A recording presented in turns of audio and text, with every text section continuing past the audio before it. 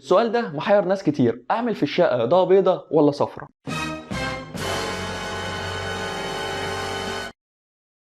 تعالى اقول لك على مميزات دي ودي وانت اختار اللي يريحك. تعالى بس، تعالى تعال.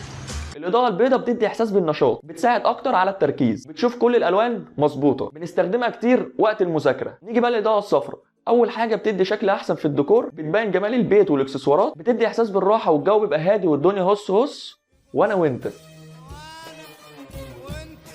4 بتساعد على النوم والاسترخاء، بس مشكلتها انك مش بتشوف الالوان مظبوطه. الاحسن انك تستخدم الاضاءه البيضاء المصفره اللي هي الورم، دي بتبقى لطيفه ومناسبه اكتر. استخدمها في غرف النوم والحمام وكمان الليفنج روم. اما الاضاءه البيضاء استخدمها احسن في المطبخ والريسبشن. وعلى فكره دلوقتي بقى في انك ممكن تستخدم الثلاث الوان مع بعض، اللي هي البيضاء والصفراء والورم، في المنتجات الموجوده الكهربائيه الجديده. فطبعا على قد فلوسك هتكلف. وبس كده، ده يكون محتوى النهارده.